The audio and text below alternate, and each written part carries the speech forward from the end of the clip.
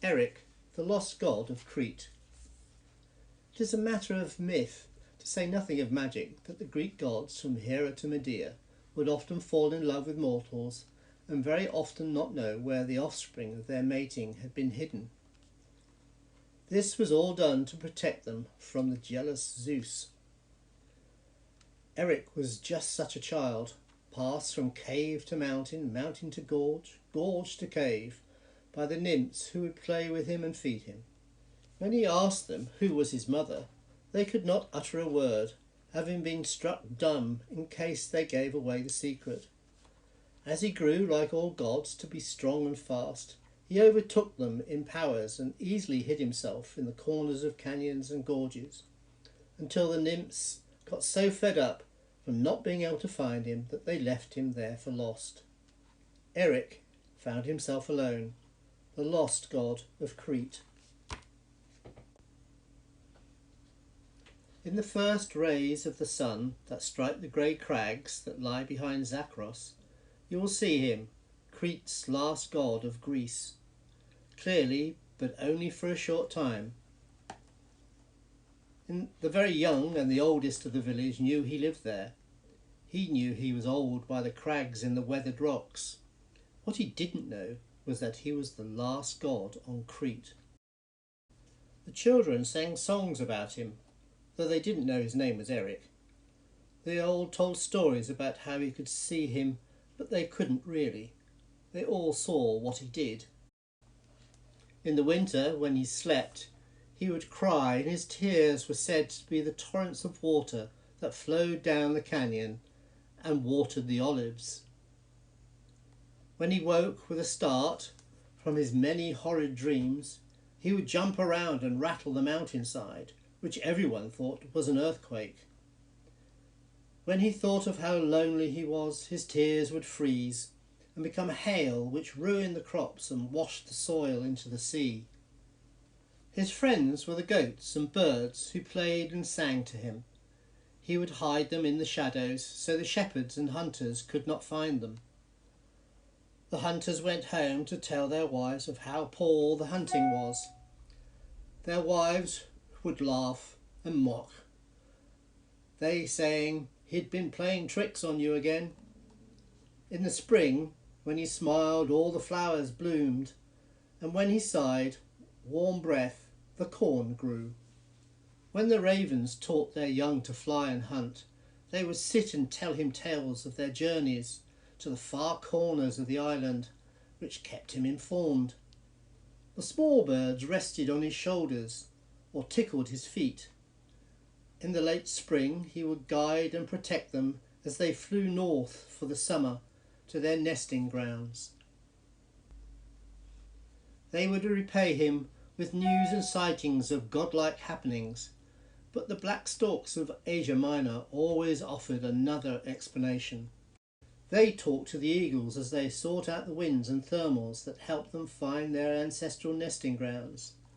They told stories about black lines on the ground and white streaks in the heavens that arrived every year, surely proving that there were still gods playing their games. But Erik knew that these were not the tales of swift-moving gods, but man playing with his toys. The stork's stories confused him. When he got confused, he got frustrated, and when frustrated, he teased the village dogs. He would make the stones move around them so they barked and their owners would become angry. Erik decides to find out why dogs are so stupid. Do they not know that stones cannot move on their own? He needs to find out for himself why dogs act so strangely. He decides to become a dog, one of those long-legged, black and tan, alert dogs that man uses for hunting. He moves down the tracks towards the lights, thinking how strange it is to be walking on 4 legs. He looks to see if his tail is still with him. Turning his head from side to side, he makes a wriggling action. A bright light and a fearful sound roars out of the darkness. He leaps to the side of the track, avoiding the terrifying object bearing down on him. As it passes, it gives out a terrible wail. He He stands under a convenient olive tree, trembling on all four of his new legs. He pants, he sighs, he licks himself, as he knows this is what other dogs do. A strange smell excites his nose, which twitches, as if not attached to him at all. His nose leads the way, as if two animals, one with legs and eyes, and the other a nose. He comes to an abrupt stop. The nose has become trapped in a metal net. What is this power that stops him from advancing? Forgetting he's now a dog, he fights to get free. The noise he creates panics the chickens, for it's their fence he's trapped in, and they let out a raucous cry. The landscape around him is suddenly illuminated, and with his nose doing none of the thinking, his eyes see dark objects approaching him. No sooner had the world been illuminated than it goes dark. Erik the dog is restrained. His legs cannot move. His nose does not twitch. His mouth is held closed, and something has grabbed his neck. When his legs feel they do indeed belong to him, and his nose can twitch again, he sees the reason for all its twitching. He finds himself in a cage alongside chickens. He knows of these strange birds that cannot fly and stay around humans. They stare down their beaks at him. Like weapons, they are all aimed at his nose. He tries to bark. Nothing happens. He tries again. He feels the bark inside him, but it won't come out as a full grown-up bark, but just a weak cough. The chickens are in charge of the situation. Erik knows he has to do something. He can turn into a bird and fly away. He finds himself covered in feathers, staring back at an empty cage. He is standing amongst the chickens. He itches, he scratches, he pecks at the ground. For all he knows, chickens do this, and he listens to the strange prattle that passes as conversation between them. He learns that during the night a dog was caught by their owner and locked in the cage next to them.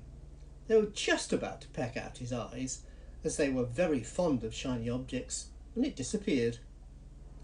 Erik, the chicken, says nothing. He knows he's in the company of very irrational creatures. Erik scratches his head with his left foot, an action that particularly pleases him. Then, like all other hens, he turns sharply to the right. They huddle together. Then they all run in the same direction. Erik, a little slower than the other chickens, finds himself standing face to face with their owner's dog. This dog really can bark. Making the stones move will not help. He wishes he could silence the dog. The dog's next bark makes him leap into the air, and Erik becomes a magnificent shadow. He watches as the dog gets smaller and smaller, turning his head from side to side. He admires his strong wings that stretch from one horizon to the other. He hears the comforting clatter from bills of the black storks. They exchange stories as they fly, and are amazed that Erik had not understood how aggressive chickens can be. This is how they can live so close to man. They promise to keep this adventure to themselves if he helps them over the mountains back to where they spend the winter. They glide, first in straight lines, then in circles, searching out the winds and the thermals that help them through the peaks and canyons. With a clatter of bills, they change places. Not once do they flap their wings.